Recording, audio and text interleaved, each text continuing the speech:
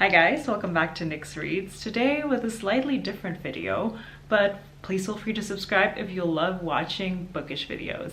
Please let me know with a like or with a comment if you like watching book recommendations based on movies. I watched Saltburn during my winter break like a lot of other people, and I really liked it. Mainly because if this had been a book, I would have 100% enjoyed it. So today I wanted to give you a few book recommendations that I think you'd like to read if you enjoyed Saltburn as well. Prefacing this by saying these are not replicas of the story. You will not find the same storyline as in the movie.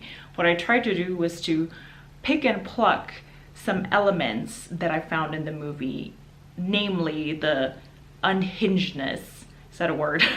And the twists and turns in the movie, and try to find books that match that energy. Just so you know, there's probably going to be a few spoilers in here for Saltburn, so if you haven't watched the movie, go watch it and then come back. The first book was not only in my 2023 best of books of the entire year video, but it's also the book that inspired me to do this video in the first place. It's Looking Glass Sound by Catriona Ward. Once again, this won't be the same storyline as Saltburn, but if you want a story about somebody going off to college and completely lying to somebody about who they are, pretending they're something that they're not in order to get close to them, in order to gain something from them, then this is your book. This is a psychological horror novel that starts out at the coast of Maine, where our main character, Wilder Harlow, summers with his parents. This does have a story within a story, if you will, within the story, meta-contextual elements in it, because later on in life, Wilder writes a memoir about one of the summers he spends there, because something very horrible happens in that town. It goes from a coming-of-age type of feel where he meets new people, makes new friends, to a horror story because there's a killer that stalks a seaside town. That's all I'm going to say without giving even more away, but I will say that that element in Saltburn about somebody sowing discord in a family, you will find that in this book. Next I have The Kind Worth Killing by Peter Swanson. This one I picked in particular because the main characters in Saltburn and in this book have something in common, something very big, and that is that they are extremely self-righteous, and they think that they can play God and take whatever they want because they think they deserve it. The book summary describes this as a psychological suspense involving sex and deception, and I think that does give off the same vibes as Saltburn for sure. In this book, we have a man named Ted who's hanging out at an airport bar to pass the time until he boards his flight. There, he meets a woman named Lily, and they start to have a drink with each other and share things about their lives, thinking that they'll never see each other again. Ted confesses that he's stuck in a loveless marriage, and he jokes around that his life would be much easier if he could just kill his wife Miranda. Now, what he didn't expect is that Lily then offers her help to actually go ahead and do this. So back in Boston, they actually go ahead and plot Miranda's death. And this is where the story really starts, and there's gonna be sick twists and turns in here that you will not see coming. It's a little hard to sell this without giving too much away of the book, but let me tell you, the main characters, both in Saltburn and this book, do a bunch of things that are just not right, but they think this is their God-given right, essentially. I also recommend Behind Her Eyes by Sara Pinborough. Now, this book I picked because there's a lot of betrayal in here and a lot of twists and turns, all the elements I loved in Saltburn, and I found that jealousy is a huge theme in the movie, and it is also in this book. In this book, our protagonist is Louise, who is a single mom enjoying a night out just to blow off some steam, and at a bar she meets a man named David. Now, David is very alluring. Huge bummer that the next day it turns out that David is married and also her new boss. As if that's already not bad enough, Louise accidentally encounters Adele, David's wife, and they strike up a very unlikely, very weird friendship. And from there on, Louise gets sucked into this weird orbit of their sick marriage, of their relationship, and the story gets even weirder from there, trust me.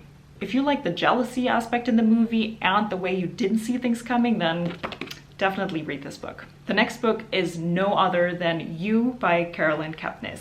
That scene in Saltburn where Oliver happens to be in a coffee shop when then he happens to run into the mom, if that doesn't give off major Joe Goldberg energy, then I don't know what. This book is a love story between Joe Goldberg, a bookseller at a New York indie bookstore, and Beck, who is a Brown graduate and aspiring writer. One little thing though in this love story is that Joe is a full-on stalker, and he is absolutely disgusting and ruthless and will do whatever it takes to make Beck his own. It's also written in second person, so that makes it very creepy and very fantastic. This is a vile, disgusting, and deliciously evil story, and Joe and Oliver definitely have in common that they both will go extremely far to get what they want. Just in case you missed it, this is also a Netflix show that is very good, by the way. Then I have Eileen by Ottessa Moshfegh. This book I chose because Eileen, our main character, develops an unhealthy obsession with someone who comes new into her life. She feels like a misfit and puts somebody else on a complete pedestal. Does that sound familiar? Sounds like Oliver to me. Eileen works as a secretary in a prison for boys, and she fills her days with self-loathing and resentment.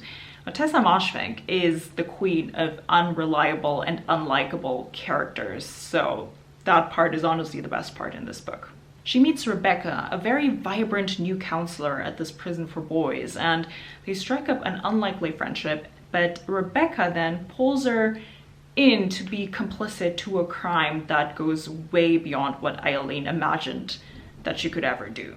More than anything, this is a character study about somebody very weird, and I absolutely love this. Lastly, because Saltburn is described as a Gothic thriller, I needed to throw in a Gothic story in here, so obviously Mexican Gothic by Silvia Moreno-Garcia. Well, the Gothic aspect is obviously why I picked it, but also because we have a main character who moves into a big mansion, but doesn't know what they've gotten themselves into. That is basically the premise of Saltburn. Obviously, we already watched the movie. We know that Oliver definitely knew what he was getting himself into. I will say that our main character, Noemi, is actually quite the opposite of Oliver. She is very confident and knows what she wants and very vibrant and exciting. I'm forgetting what century this takes place in, but this is in the past.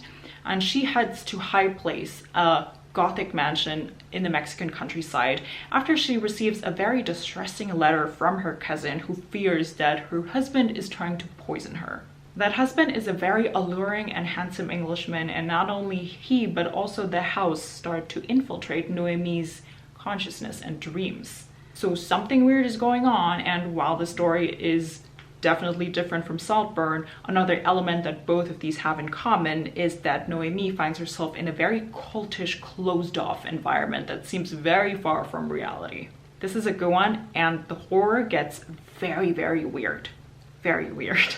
So these were the 6 books that I think you will enjoy if you enjoyed Saltburn. They're not the same storyline, but they give off the same vibes, and we're all about the vibes here. I think the director cited a few books that they said that Saltburn is based off on, but I haven't read those, so I can't speak for any of those books. And also, it gets compared a lot to a bunch of dark academia books like Donna Tartt's Secret History, but again, I haven't read that one. I will this year, so that's why those books are not on this list. But instead, I gave you 6 other ones, and I hope that some of these will make it to your TBR. If you liked Saltburn as well, and you also liked the weirdness of it and how disgusting it was at times, then please let me know in the comments if there's any other books you want to recommend to me. Please subscribe if you like the books that I just showed. I will indulge in a weird book now and again. If you want to let me know that you're still watching, why don't you leave me a bathtub emoji? Because that scene is hilarious. Thanks guys, talk to you next time. Bye.